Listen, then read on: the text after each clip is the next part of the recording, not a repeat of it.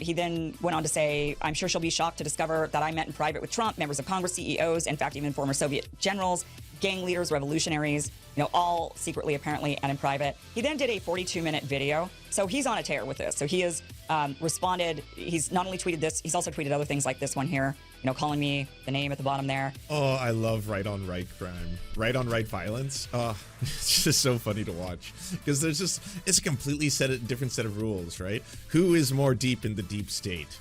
Sorry, you're part of the swamp. No, you are part of the swamp. Yeah, well, you're an arsler. Can I say that? I don't know if we're doing that again. We are doing that again? Well, you're the bigger arsler.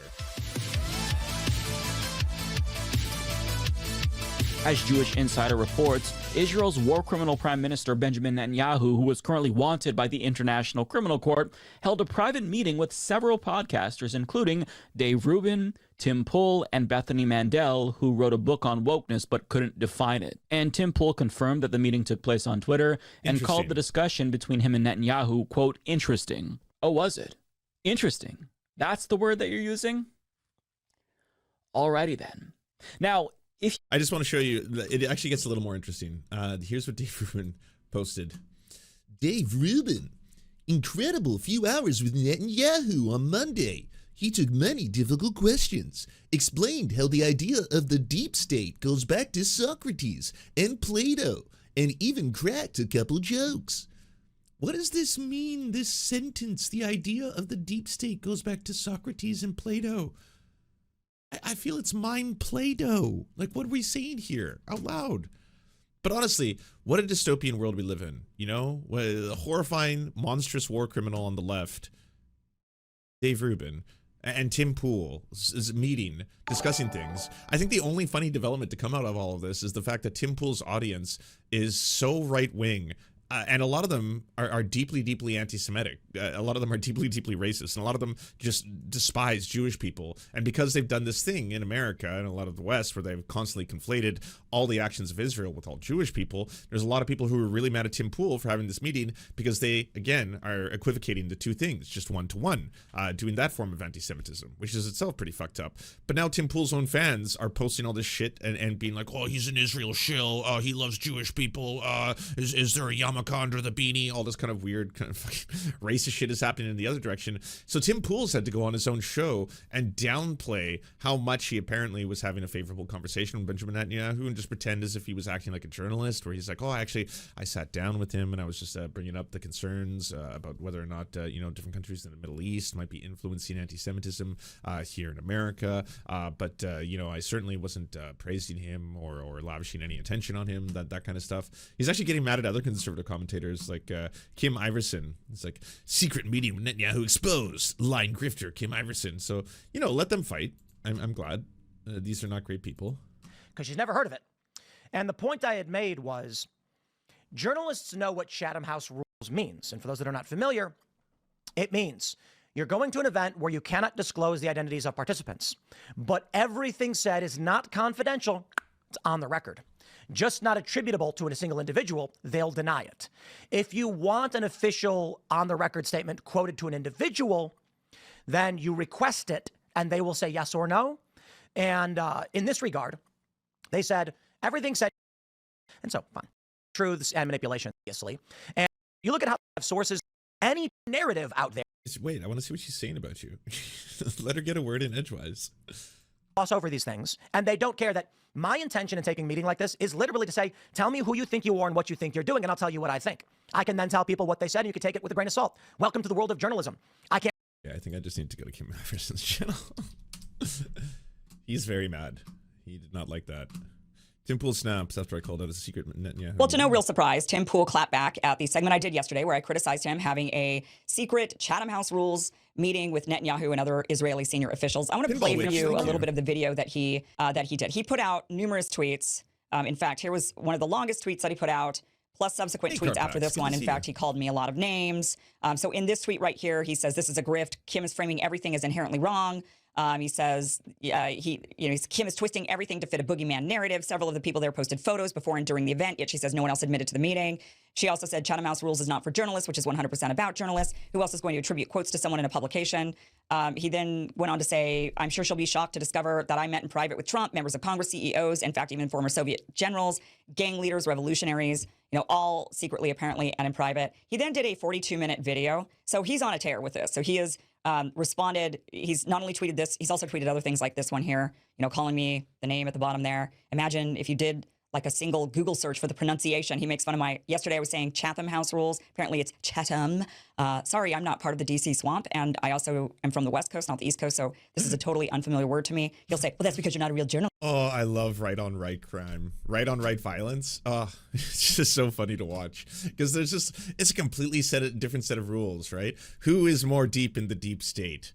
Sorry, you're part of the swamp. No, you are part of the swamp. Yeah, well, you're an arsler. Can I say that? I don't know if we're doing that again. We are doing that again? Well, you're the bigger arsler. Fuck you.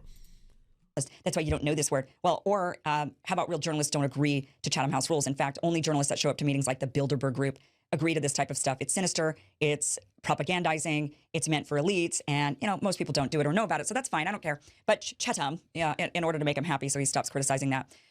So he says, oh, shit, I tweeted literally after the meeting happened and an hour after Jessica Krause posted a photo of me there with several people. Right. So he's saying, ooh, Kim, you got me. It was so secret, but it wasn't secret. So what do you... How else do you pronounce it? I don't know. I used to say rumham. ...over here complaining about?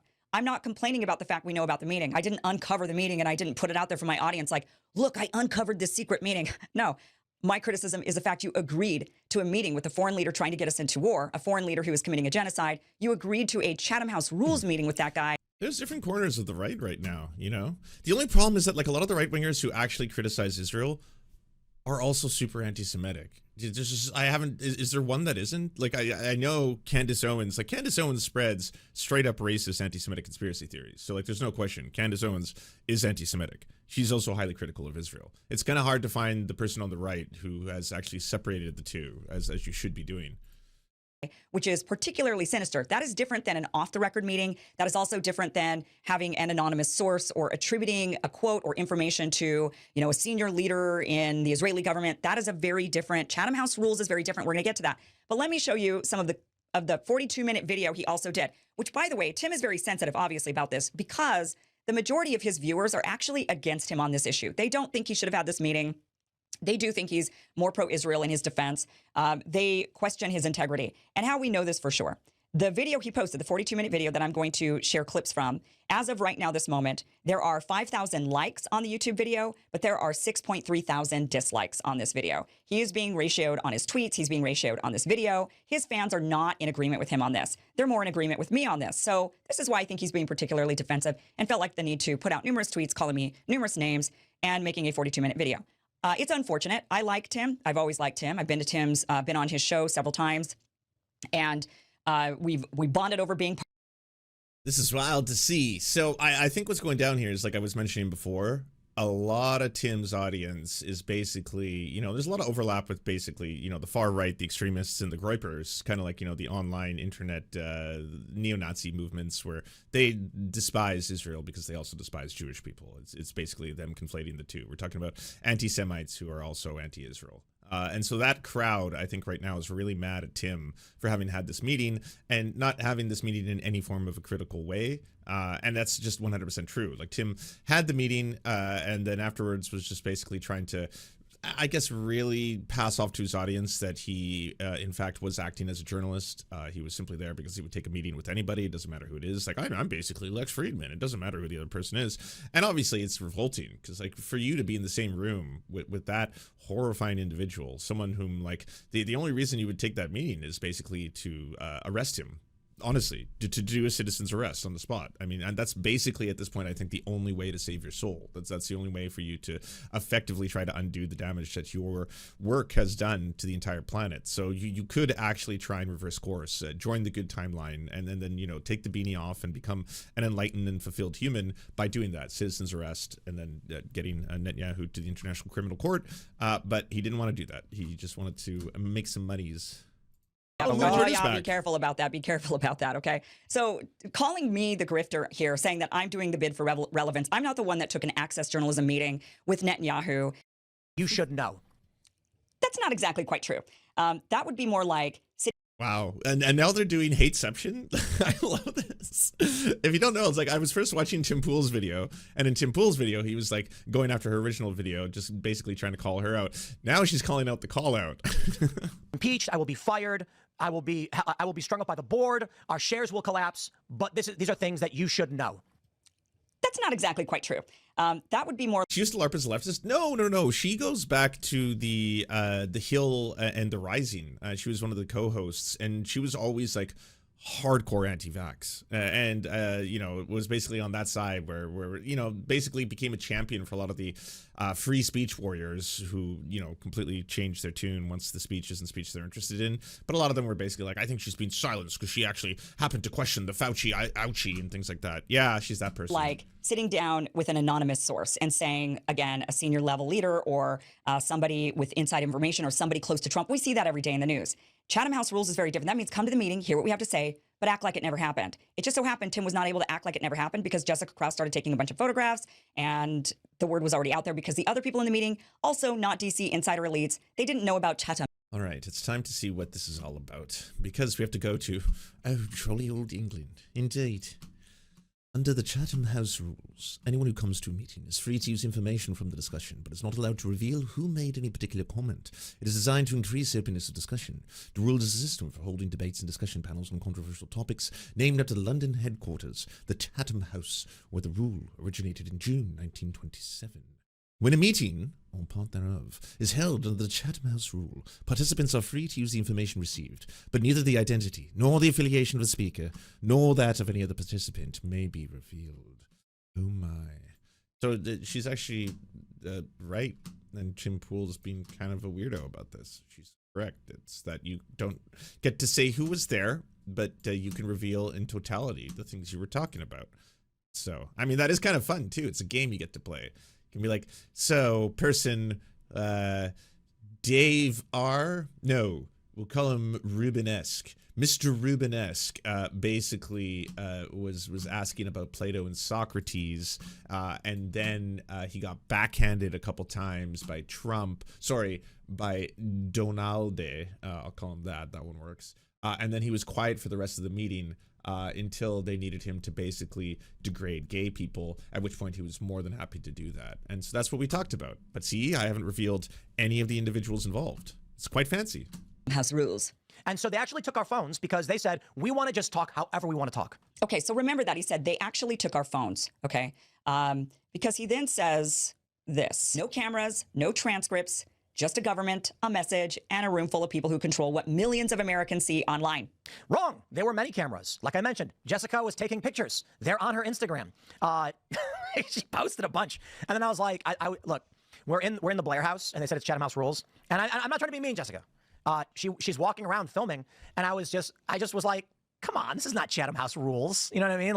Oh, yeah, you know what I mean? Like, this, come on. I don't mean to be mean to Jessica, but she clearly doesn't know about what the elites know, which is about Chatham House rules. There she is walking around with her phone. I don't mean to be rude to Jessica Krause, but she's clearly... I'm too high for this. I figure this is the perfect content if you're really high, because at the end of the day, no matter who loses, we win. Just it's a glorious let them fight. Two chuds, fash on fash violence. Hell yeah, get angrier. Tim, you should do a rebuttal to the rebuttal to the rebuttal. All right, we're only 3 in, so you can see her original video is hiding way back here. Then Tim's response is here. Now her new response is here, and now we need another Tim response on the left-hand side. They're trying to propagandize us with. We see it every day in social media. The exact same message is coming out from every single mainstream source, and you wonder where in the world are they getting this information? Well, I'll tell you where. Chatham House rule meetings. So he goes on to say, let's play this one. The goal was to address the growing anti-Israel backlash in right-wing media, especially among pro-Trump populist and Gen Z influencers who are watching footage from Gaza and beginning to question everything. No, it isn't. Man, holy shit, you got me swearing. Kim, you are a lying scumbag. I said this on my show. I said it yesterday, last night, twice. Tokyo Hans, thank you so much. Thought Trump pulled the internet plug on Canada. Me too. Me too. Also, I love when Tim Pool gets mad, because it's just one of those things where, like, where do we have it? I'm losing my fucking mind. Like it's just one of those things where when you have a very soft person screaming, it doesn't make them seem more intimidating. It makes it more sad. And I say it with the utmost arrogance that I can muster up. No one asked about any of these issues. It was the most... Okay. I don't think you know how arrogance doesn't make you sound better.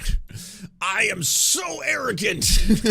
I'm getting frustrated. I don't want to... Okay, let me just say why. No one asked about these issues because it was a room full of friendly Israeli journalists. Do you think Netanyahu would bring in actual critical journalists into this meeting? No, you were invited because they like you and you like them. So of course they're not going to be asking any hard-hitting journalism questions. Tim is scoring points on you. Journalists, whoever was there.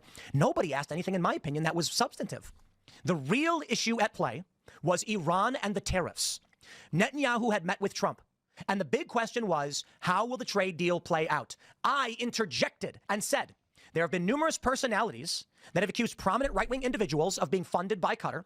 We have seen accusations of bot accounts propping up personalities. Is there any evidence that you have seen or otherwise that proves Qatar is actually doing? So, by the way, Tim's trying to reframe this whole thing as in, like, he was very critical of Benjamin Netanyahu, and he was actually just like, do you have evidence you can present that shows there has actually been an increase in anti-Semitism as a result of influence from other nations? Whereas, like, he apparently had presented it more like, oh, by the way, sir, I don't know if you're aware of this, but apparently there are countries in the Middle East that have been influencing American elections and spreading anti-Semitic propaganda. Like, but to his audience, he's got to kind of tell a completely different story, right? That was your question? So no one asked hard-hitting questions. The conversation wasn't apparently about Israeli losing. And now Tim has a problem with foreign funding. Yeah, no shit. Israel losing its favor with right-wing influencers. He says, wrong, no one asked any substantive questions. The actual topic was Iran, as if that's not substantive, a war that we might be marching into. That's not okay. So he says the real topic was Iran and tariffs, and no one asked anything good, but I interjected and I asked about Qatari bots. That was his hard-hitting question. And now, so there's a new piece by Jared Holt. Tim Pool backtracks, now questions whether Russia actually paid him millions. After claiming that he was a, quote, victim of an alleged Russian plot that paid him to be an unwitting mouthpiece, Pool now says the feds included out-of-context and potentially false messages in their evidence. Tim Pool, a pro-Trump social media commentator, said his company would assist federal law enforcement in, quote, whatever way we can, after federal prosecutors alleged that Tenet Media, a startup company that paid him millions, acted as a front for a covert Russian influence campaign targeting Americans. If the allegations were true, Pool said last year that he and other commentators who held contracts with the company were deceived and are victims. Last week, Pool changed his tune. In response to questions we sent him ahead of our latest episode, Pool said evidence that the Department of Justice included in their indictment charging 2 employees of a Russian state-controlled news broadcaster with using fake personas and shell companies to launder nearly $10 million into Tenet Media. Excerpts from the Discord chat, logs, emails, and even a copy of a fake resume that the Russian duo allegedly sent to another Tenet Media commentator may have been misconstrued or even false. The indictment includes out-of-context text messages that are not in dispute, no actual proof of said messages in fact, and claims without any corroborating hard evidence for anything else, Pool claimed, when reached for comment by posting through it. Co-host Jared Holt. He added, I think you're putting too much stock into claims from the DOJ that have never been adjudicated. I'm not sure why you would assume any of it is de facto true. Note, Pool's correct that the government has not proven its claims in court, but it's crucial to note that both Russians named in the indictment were based in Moscow. Bearing a radical change of heart by Russian President Vladimir Putin, it's unlikely they will ever be extradited to the United States to stand trial, which is convenient for Tenet. During his year-long tenure, Tenet Media inked licensing and content deals with a stable of high-profile conservative social media stars, including Pool, with the alleged goal of creating and distributing pro-Russia content to U.S. audiences. The Russians allegedly lied about the source of the company's funding and provided minimal editorial decisions on content creation. Creators who cashed Tenet Media's checks, it seemed, were none the wiser. Pool said there was never an instance that things seemed wrong and that his company had not been contacted before the DOJ announced the indictment. Pool also claimed the millions he received from Tenet Media, $100,000 per week for several months, were inconsequential to his business. The end of the deal changed nothing in my life, blah, blah, blah. Is Lauren Southern still in hiding? Lauren Southern, or has she started tweeting again? Because after this scandal, she went completely dark. Still is the case. Yeah, so here's Lauren Southern. And then the last thing that she made before retweeting some 2024, I don't know, right-wing bullshit, was on September 8th, 2024. And then she made this statement. I hope you all can appreciate why I've taken my time to make a statement. What has happened with the DOJ indictments and Tenet Media is obviously a serious matter. I'm treating it as such. A few short facts. I'm not accused of any crimes, and the allegations I've read about, I just love when people have done something wrong, and they always do that. Like, you know, Dr. Disrespected the same thing. No wrongdoing admitted. No crimes have been committed.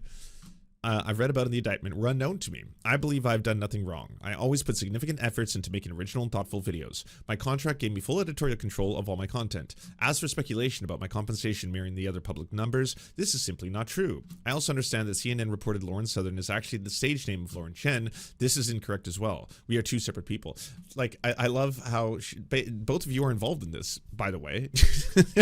CNN included another Lauren. I go by a different Lauren name, but just so we're completely clear. So I don't know if everything they're saying is completely factually based. It's kind of suspicious that they would, you know, maybe mistake the two of us in their article. Fake news, y'all. The one thing I will say generally applies no matter the situation or your politics is that I would highly recommend patience with conclusions until more information is available. Do not accuse me of working for the Russians, please. That's not confirmed. Just slow down. Appreciate those who are approaching the story with temperance. Definitely how she treats all the topics she talks about, like when she's doing residential school denialism, with the utmost patience and temperance and respect to the subject matter, obviously, being as serious as it is, and that's definitely something she should expect in return. I will not be commenting further on this matter at this point in time. And so this was September 8th, 2024, and we have not seen or heard from her since. It could be, and this is 100% spurious, allegations or just my own thinking, but it could have something to do with this. Although that is weird because, like, it's a scandal, but other people just basically shook it off. Benny Johnson, Tim Pool, Dave Rubin, all of them are basically like, oh, we're victims. How could we have been victims of this horrible scheme? And then you're like, okay, well, then give the money back. No, they're not going to do that. All right, well, then they'll just play victim from here into eternity. But Lauren Southern, why exactly was it that she stopped making content? Did she stop on her YouTube as well? Because that would imply either things are a little bit worse, I would say, behind the scenes, specifically because she's both Canadian. And so as a Canadian, alongside Lauren Chen, where this is all originating for, this could actually be a very, very terrible situation. I just want to see if she stopped posting to her YouTube as well. She did! That is. She hasn't done anything in 7 months. Interspecies communication in pairs. She was clearly bringing riveting stories back then. But yeah, so 7 months ago. It could be this. It could be something else too. Lest we forget that she was allegedly having an affair with one Stephen Bonnell II, Destiny. And apparently they were actually, like, you know, maybe on her end, I don't know if the love was unrequited, but she was getting so involved with him that she was actually deeply interested in starting some new kind of, you know, venture as they could become like a king and queen of the so-called center together. And she was going to be like, I can bring in the kind of the center-right aspect, you can bring in the center aspect, and then we can combine forces to blah, blah, blah, as were the alleged, you know, communications that they were having that ended up leaking. And it turned out that, you know, she was one of many people who may have, and we don't know this yet, but may have been unwillingly filmed against her will by Destiny, because that's just a problem. He's accused of multiple sex crimes, of, again, filming women without their consent and then distributing that material to other people, again, without their consent. Could have something to do with that. I'm not entirely sure. Don't know the details, but if this is the case, if this effectively made Lauren Southern stop posting, stop making content, and just stop being a fucking, you know, public figure altogether, then do we have to give Russia a win? Did Russia, as evil as Putin is and all the terrible things he's doing, no, we don't. No, we don't. Let's just say it was a circular firing squad, all right? Much like what Trump is doing right now to the U.S. economy. Just firing a gun into his own dick repeatedly while screaming, and then every other, like, conservative has to pretend that it's a good thing, actually. Like, every single one of them has to sit there and be like, whoa, holy shit, Donald Trump just unloaded an entire 22 into his own balls. He did. But I guess we got to run with this one. So apparently balls aren't even that important. I mean, who amongst us has really thought about them that much? Are balls that critical to our lives? I mean, should we not be wanting? Let's just pretend like we don't actually care that deeply about, oh no, it turns out he's actually reversed course completely. He's having the surgery. He's reattaching the balls. He's back on track. Okay, well, we love balls. It's all about balls. Men need balls. It's a good thing. Our king has in fact reattached his balls after shooting himself in the balls multiple times. But clearly it was done with foresight, purpose, and this is why he's doing what he's doing. Tanking the economy for the benefit of all of us. It's great.